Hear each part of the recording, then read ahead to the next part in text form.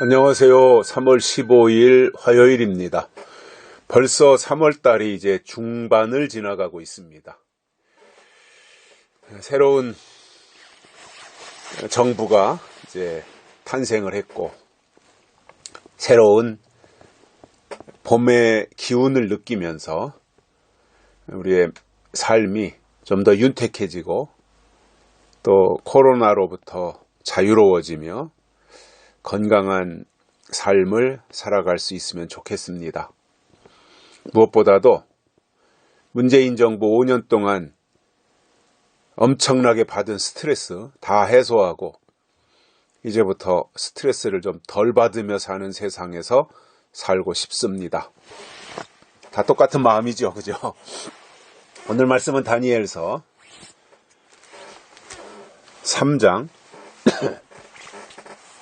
4절에서 7절까지입니다.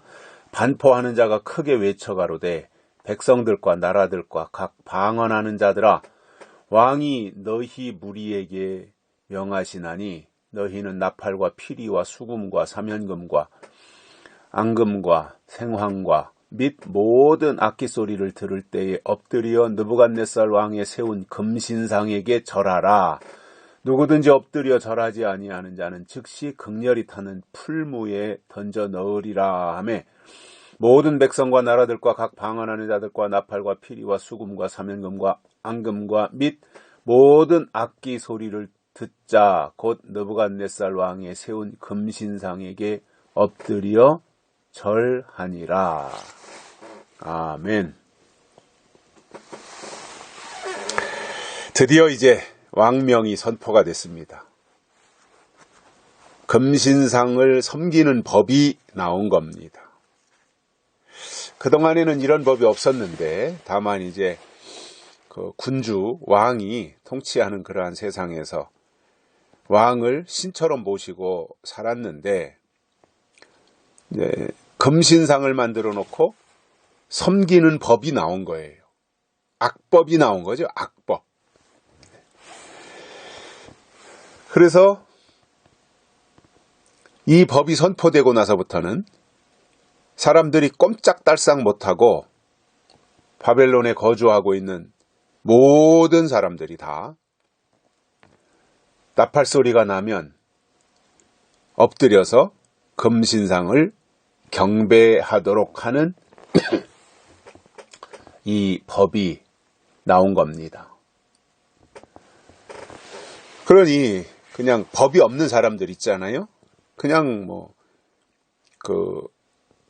장독대에서 빌든, 고목 앞에 가서 빌든, 절간에 가서 빌든, 정한수 떠놓고 빌든, 그냥 아무 신이나 뚜렷한 대상이 없이 그냥 그때그때 상황에 맞추어서 아무 신이나 숭배하고 절하는 사람들이야 이 금신상에게 절하라고 하는 느부갓네살 왕의 새 법이 나온 게 무슨 문제가 되겠어요? 아무거나 그냥 절하고 숭배하면 살아가는데 아무 지장이 없지 않았겠습니까? 대부분의 사람들이, 그리고 바벨론에 살고 있던 사람들이 그랬을 거 아니에요. 그런데 이 법에 저촉이 되는 사람들이 누구냐면 다니엘과 다니엘의 세 친구 사드락, 메삭, 아벳느고입니다. 이들은 금신상에게 절하는 이 법에 당장 저촉이 돼요. 왜냐하면 이들은 하나님을 섬기는 사람들인데, 하나님의 백성들에게 하나님의 요구가 그 대표적인 것이 이제 십계명이잖아요. 그 중에 보면 나 외에 다른 신을 섬기지 말라 이렇게 말씀하셨어요, 하나님이. 그렇기 때문에 아무리 금신상에게 절하는 이 법이 나온다고 할지라도 다니엘과 세 친구는 신상에게 절할 수 없는 사람들입니다. 왜냐하면 이들에게는 이미 하나님의 법이 있었기 때문입니다. 그런데 만약에 왕명이 너무 엄격하기 때문에 하나님만 섬긴다고 하는 이 법을 내려놓고 금신상에게 절을 한다면 하나님 보실 때는 배신자가 되겠죠. 일제시대 때 우리나라도 일본의 신사를 참배하는 법을 만들었었잖아요. 일제가.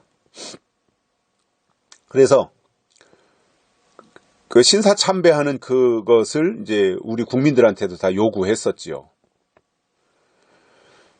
어쩔 수 없이 뭐 식민지의 국민들이 이제 일본의 요구대로 따라갈 수밖에 없는데, 일반 대한민국의 국민들이야 뭐 신사를 참배하든 부처 앞에 가서 참배하든 무슨 상관이 있겠습니까? 근데 문제는 기독교의 목사님들이 문제가 된 거죠. 기독교인들이 문제가 된 거잖아요. 왜냐하면 그들은 신사를 참배할 수 없는 사람들이에요. 왜냐? 이미 하나님을 섬기기로 약속한 사람들이기 때문에, 하나님의 법이 먼저 그들에게 있기 때문에 신사를 참배하는 법을 섬길 수 없는 사람들이었죠. 그럼에도 이제 워낙 그 일본군의 탄압이 심하고 박해가 심하니까 그때 당시에 뭐 신자들뿐만 아니라 목회자들까지도 신사를 참배했고, 또 그 당시에 나중에 이제 그곳을 고백을 했습니다마는 한경직 목사님도 신사를 참배하셨잖아요.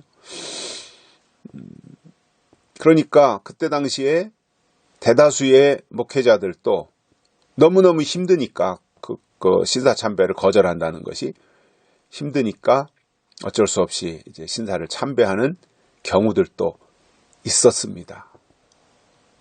다니엘의 시대에 상황이 똑같은 거죠. 금신상 만들어 놓고 절하라. 그런데 사실상 이 법이 왜 나왔냐면 다니엘을 잡기 위한 법입니다. 이게 이제 함정이죠, 함정. 그래서 금신상에게 절하지 않으면 다 잡아다가 사자굴에 집어넣고 풀무불에 집어넣는 이 엄격한 법을 적용하겠다는 거예요. 그러니 왕의 금신상 외에는 다른 어떠한 신도 섬기면 안 된다고 하는 아주 나쁜 악법을 만들어 놓은 거예요. 신앙의 자유가 없는 거죠. 그죠? 무조건 왕이 하라는 대로 해야 되는 그 상황을 만들어서 다니엘과 다니엘의 세 친구들을 잡기 위한 함정을 만들고 올무를 씌우려고 했던 이 모습입니다. 그리고 숭배 안 하면 풀무불에 집어넣겠다고 하니 얼마나 무서워요.